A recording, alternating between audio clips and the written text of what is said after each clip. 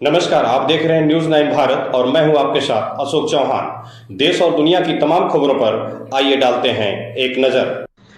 नेहरू हाल आजमगढ़ पर शोषित पीड़ित वंचितों की आवाज। देश के पूर्व रक्षा मंत्री, उत्तर प्रदेश के पूर्व मुख्यमंत्री, पद्मश्री भूषण श्रद्धेय नेता जी मुलायम सिंह यादव जी की दूसरी पुण्यतिथि उनके चित्र पर पुष्प अर्पित कर मनाई गई। वक्ताओं ने उनके व्यक्तित्व व कृतित्व पर प्रकाश डालते हुए कहा कि नेताजी गरीब, पिछड़े, अल्पसंख्यक, महिलाओं, किसानों, छात्रों, नौजवानों के लिए आजीवन संघर्ष किए। किसानों के नेता के रूप में धरती पुत्र की संज्ञा दी गई। उन्होंने अपनी मेहनत, संकल्प व संघर्ष के बदौलत राजनीति में बड़ा मुकाम हासिल किया। जब भी उन्हें सरकार में आने का मौका मिला, उन्होंने सभी वर्गों के लिए जनहित व कल्याणकारी कार्य किया है। आज तक उनके जैसा किसानों की बात करने वाला कोई नेता पैदा नहीं हुआ। मुलायम सिंह यादव जैसे सदियों बाद पैदा होते हैं। पार्टी के लोगों ने संकल्प लिया कि नेताजी के सपनों को पूरा करने के लिए 2027 में उत्तर प्रदेश की सरकार बनाकर सपा राष्ट्रीय अध्यक्ष अखिलेश यादव जी को उत्तर प्रदेश के मुख्यमंत्री बनाकर ही नेताजी को सच्ची श्रद्धांजलि होगी।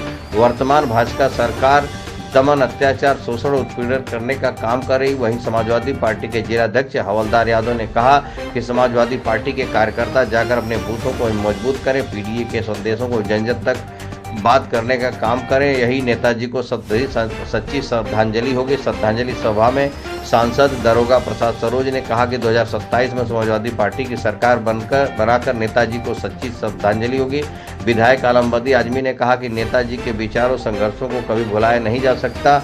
उनके बताए हुए रास्ते पर चलकर ही समाजवादी पार्टी की सरकार बनेगी। वक्ताओं में विधायक व पूर्व मंत्री दुर्गा प्रसाद यादव, पूर्व सांसद नंदकिशोर यादव, जिला पंचायत अध्यक्ष विजय यादव, विधायक अखिलेश यादव, डॉक्टर यचयन सिंह पटेल, बेचई सरोज, कमलाकांत राजभर, डॉक्टर रामदुलार राजभर, पूर्व एमएलसी कमला प्रसाद यादव, जयराम सिंह पटेल, विवेक सिंह, अजीत कुमार राव, डॉक्टर हरिराम सिंह यादव, जगदीश यादव, सोमनाथ यादव, राजनारायण यादव, डॉक्टर धनराज यादव, हरिचंद यादव, राम आश्रय चौहान, अशोक कुमार यादव, राजेश कुमार यादव, गोलवारा प्रदीप यादव, सुरेंद्र यादव, सुरेंद्र बहादुर यादव, जगदीश प्रसाद, संतोष कुमार, गौतम, रागिनी सिंह, किरण श्रीवास्तव, जीएस प्रियदर्शी, राम समूज, लालचंद यादव, दुर्गा विजय राम, जयप्रकाश यादव, एडवोकेट हरिश्चंद यादव, इंद्रजीत यादव, हंसराज यादव, सपना निषाद, राधेश्याम सैनी, राधेश्याम भारती, श्याम नारायण यादव, महावीर गुप्ता, अनुराग यादव, राम नारायण यादव, कमलेश यादव, गायक श्यामदेव चौहान, बालचंद कुशवाहा, आशीष यादव, सोहराब अहमद, राम प्रवेश यादव, बबीता चौहान, गुड्डी देवी, द्रौपदी पांडे, सिकंदर यादव, महेंद्र यादव, रामानुज सिंह, गुड्डू यादव आदि समाजवादी पार्टी के नेता, पदाधिकारी व कार्यकर्तागण उपस्थित होकर नेताजी को सच्ची श्रद्धांजलि अर्पित किए। श्रद्धांजलि सभा की अध्यक्षता समाजवादी पार्टी के जिलाध्यक्ष हवलदार यादव ने किया। कार्यक्रम का संचालन जिला महासचिव हरिप्रसाद दुबे ने किया। संवाददाता अशोक चौहान की खास रिपोर्ट। आजमगढ़ में नेताजी की जन्मभूमि पर पुण्यतिथि मनाई जा रही है, क्या मैसेज दिया गया है जनता में और किस तरह से मनाई जा रही है? आज नेताजी, जिनको सब लोग नेताजी के नाम से जानते थे, जिनको धरती पुत्र भी कहा जाता है, हम अपने स्वर्गीय नेता जो गरीबों, पिछड़ों, दलितों, अक़लियत और सर्व समाज के, गरीब समाज के नेता थे, जिन्होंने हमेशा किसानों, गरीबों, मजदूरों के लिए लड़ाई लड़ने का काम किया और जब भी मौका मिला तो उनके लिए तमाम योजनाएं बना करके उनको खुशहाल करने का जो सपना था वो पूरा करने का काम किया। आज हम सब लोग उनको याद करते हैं और ये संकल्प सब लोगों ने लिया है कि नेताजी का सपना था देश में समाजवादी आंदोलन आगे बढ़े, देश में समाजवादियों का परचम लहराए। हम उनको आज उनके जीवित रहते तो नहीं हम दिखा पाए, लेकिन मृत्यु के बाद जो लोकसभा का चुनाव हुआ और उस चुनाव का नेतृत्व समाजवादी पार्टी के राष्ट्रीय अध्यक्ष अखिलेश यादव जी ने किया। आज अखिलेश यादव जी को हम लोग धन्यवाद देंगे कि नेताजी के सपने को पूरा कर उन्होंने पूरे देश में समाजवादी पार्टी को देश की तीसरी बड़ी पार्टी बनाने का काम किया।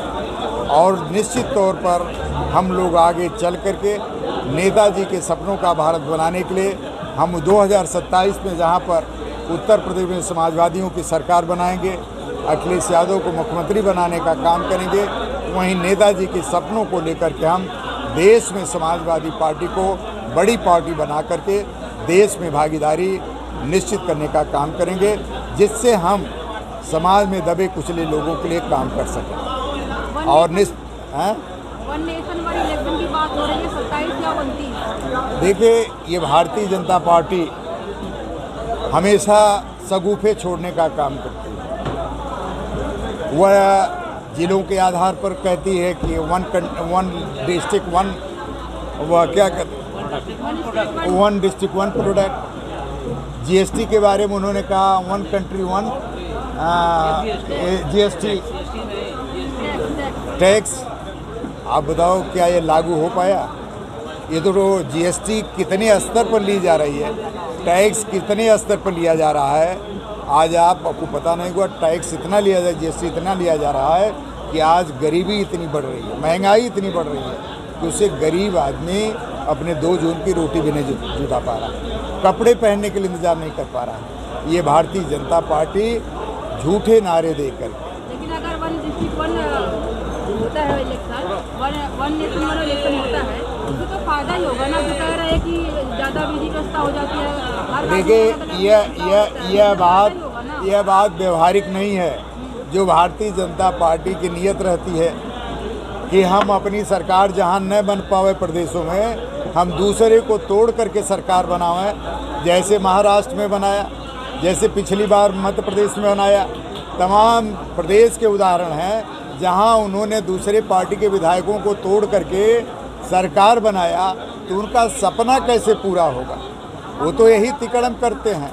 वह निश्चित तौर पर अव्यवहारिक है और वो निश्चित तौर पर लोकतंत्र को ख़त्म करने का प्रयास भारतीय जनता पार्टी कर रही है। क्योंकि स्टेट की राजनीति, स्टेट के मुद्दे अलग होते हैं, सेंट्रल के मुद्दे अलग होते हैं। वह चाहते हैं कि स्टेट में अन्य पार्टियां न रह जाएं। स्टेट की पार्टियां जो जनहित का काम कर रही हैं, जो लोक कल्याण का काम कर रही हैं, वो पार्टियों को ख़त्म कर दिया जाए, पिछड़ों की पार्टियों को ख़त्म कर दिया जाए, दलितों की बात करने वाले, अकलियत की बात करने वाले लोगों की पार्टियों को ख़त्म कर दिया जाए। आप देखेंगे स्टेट में जितनी भी पार्टियां हैं वो गरीबों, पिछड़ों, दलितों, अल्पसंख्यकों की रहनुमाई करती हैं, उनके हमदर्द पार्टियां। अभी हरियाणा में चुनाव हुआ है, उसी को लेकर तो लोग देख रहे हैं कि मतलब जिस तरह से बीजेपी डूबते बची है, तो एक तरह से उभर रही है बीजेपी।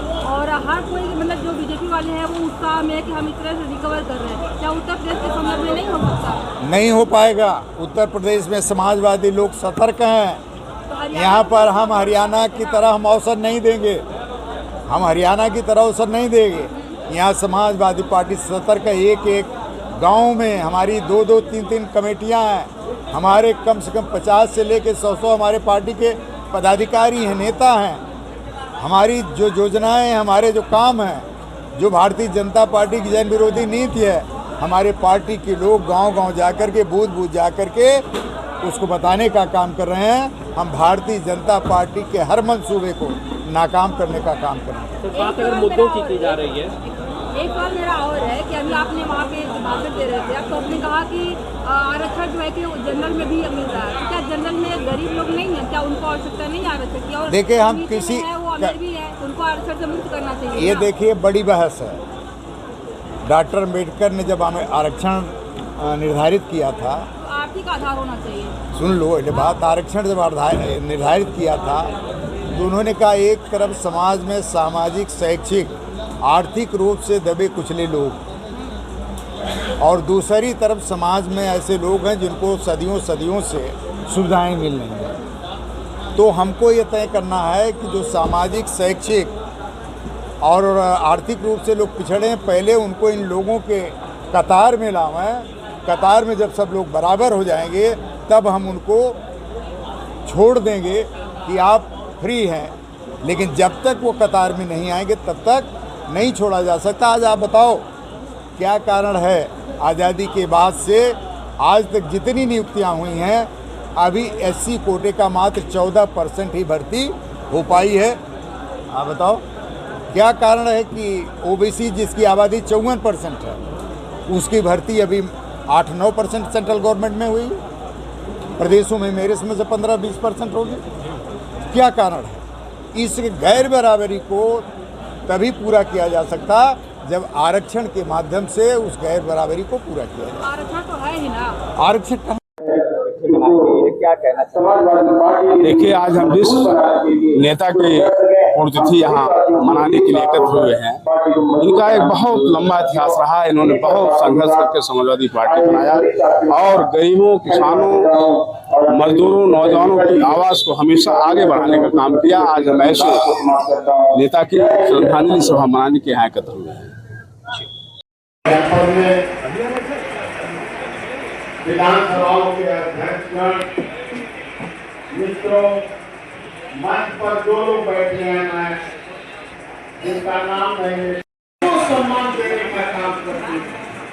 और एक जमाने जब नेताजी के हाथ में पार्टी थी, हमने देखा कि लोग दिलों से जाते थे। यहाँ खबरों का सिलसिला कभी नहीं थमता। सिर्फ और सिर्फ बने रहिए न्यूज़ 9 भारत पर। अब चाहूंगा इजाजत। नमस्कार।